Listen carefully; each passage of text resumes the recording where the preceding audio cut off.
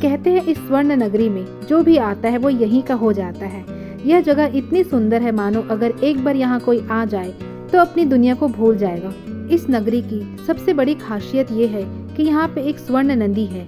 एक समय की बात है, नदी के आसपास चांद की रोशनी इतनी तेज उस पर पड़ती है और तभी वहाँ पर 3 रानियां प्रकट होती है। उसके पास जादू होता है, वे कभी भी किसी का भी रूप धारण कर सकते हैं, मानो स्वर्ग से परियां उतर आई हो।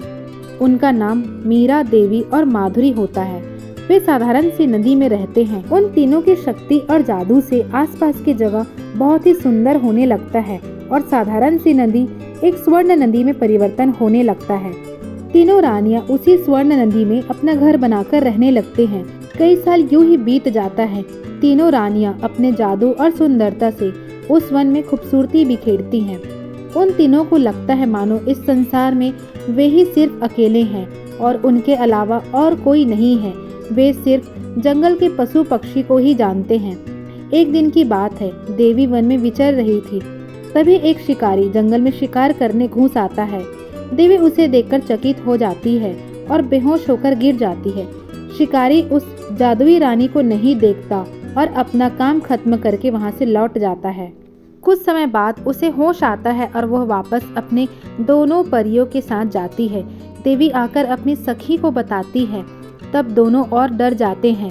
तभी माधुरी सबसे कहती है, देवी और मीरा, तुम सब भूलो मत कि हम कोई साधारण इंसान नहीं हैं, बल्कि चांद से उतरे जादुई परियां हैं। हमारे पास एक ऐसा शक्ति है जिससे हम गायब हो सकते हैं। अब कभी तुम ऐसी परिस्थिति में पड़ जाओ तो घबराना नहीं, बल्कि गायब हो जाना।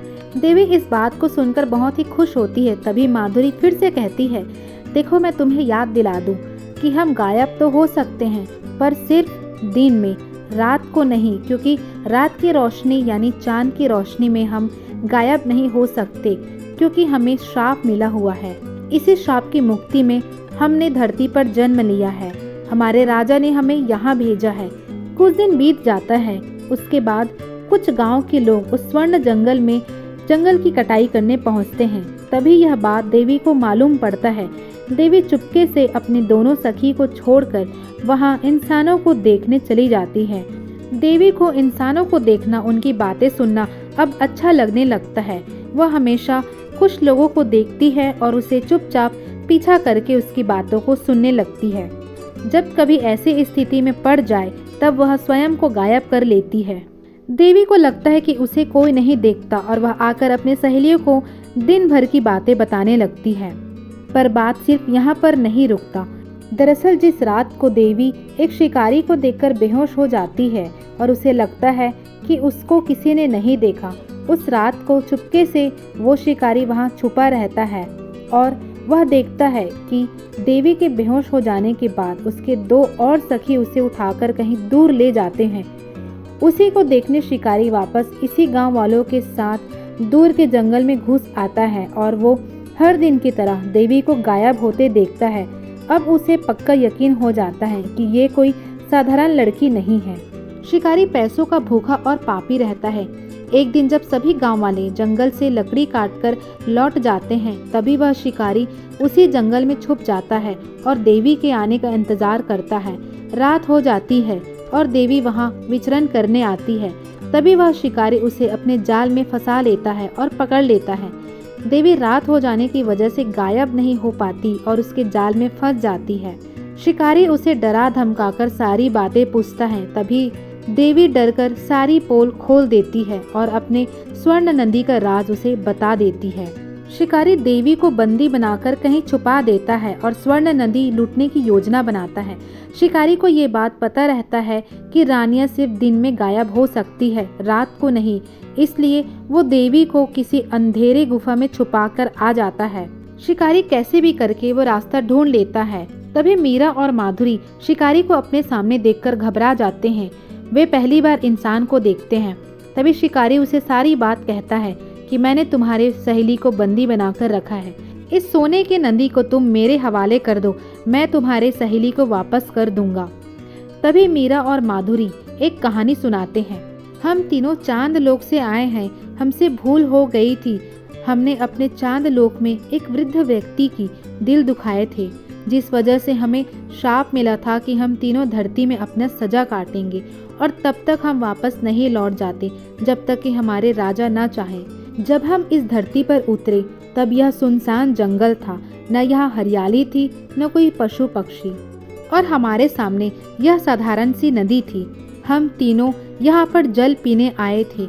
हमारे रोशनी से यह नदी और चमकदार होने लगी। धीरे धीरे हम तीनों अचानक इस नदी में समाते गए और इसकी गहराई तक पहुँच गए। वहाँ हमें एक रहस्यमय किताब मिला, जिसे पढ़कर हमें यह मालूम पड़ा कि यह नदी एक नदी नहीं बल्कि एक रहस्यमय दुनिया है। इसमें पहले एक राजा रहा करते थे। वह राजा अपने प्रजा के लिए अपनी जान तक लुटाते थे, तो धन की क्या बात है। राजा अपना सारा धन अपनी प्रजा और अपने लोगों की भलाई और अच्छाई के लिए खर्च करते थे। वह काफी दयालु थे। कुछ लालची लोगों ने राजा को लूटने की योजना बनाई। राजा को यह बात मालूम पड़ा और वह अपनी प्रजा की रक्षा के लिए अपना सारा धन लुटा दिया। राजा को एहसास हुआ कि वह धन बचा तो नहीं पाया, पर अपनी प्रजा को भी नहीं बचा पाया, और वह इसी दुख में, इसी महल में अपनी जान गंवा बैठे। उसकी अच्छाई और पुण्य के चलते यह महल पूरी तरह से एक स्वर्ण नदी में परिवर्तन हो गया, और जितने लालची लोग उसे लूटने आए थे वे सभी इसके विष में जलकर भस्म हो गए। जो भी इस नदी के जल को लालच भरी नजर से छुएगा वह भस्म हो जाएगा। हम तीनों को यह बात मालूम नहीं था और न ही हमें किसी स्वर्ण का लालच है। हम सब चांद से आए हुए परियां हैं, पर हम इस स्वर्ण नदी का रक्षा करते हैं। तुम एक साधारण मनुष्य हो, तुम इसे छूने की कोशिश मत करना, वरना तुम भी भस्म हो जाओगे। शिकारी लालच में आकर दौड़ता हुआ उस स्वर्ण नदी से सोने निकालने जाता है। तभी मीरा उसे भस्म होने से बचाती है। उसे बचाते हुए वो खुद गिर पड़ती है, उसे चोट आ जाता है और वो बेहोश हो जाती है। तब शिकारी समझ जाता है कि ये रानियां मेरा जान बचाना चाहते हैं। वे दौड़कर सबसे पहले देवी को वापस लाता है और जंगल की जड़ी बूटी से मीरा का इलाज करता है। तीनों रानियां अब स्वस्थ हो जाती हैं। तभी शिकारी कहता है, मैं वापस जा रहा हूँ, मुझे माफ करना। आप सबने मेरी भलाई सोची, मैं आपका शुक्रगुजार हूँ। तभी रात की रोशनी से एक चमत्कारी रोशनी चांद से उतरती है। तीनों के सामने एक सुंदर घोड़े का रथ सामने आता है। उसमें से एक संदेश पत्र रखा होता है। देवी उसे जाकर पढ़ती है, जिसमें लिखा होता है, तुम सब धरती पर जाकर एक भले इंसान की तरह जीवन बिताए हो। तुमने एक बुरे इंसान की मदद की, उससे अच्छाई का पाठ पढ़ाया। तुम्हारी सारी सजा आज से माफ हो गई है। तुम सब वापस इस रथ में बैठकर वापस चांद लोक पहुंच जाओ। तीनों रानियां बिना किसी देरी के चांद लोक में पहुंच जाते हैं। राजा उन सबका स्वागत करते हैं। तो दोस्तों, कहानी खत्म हुई। स्वस्थ रहे, मस्त रहे, सबको साथ लेकर चले। Thank you so much for listening me.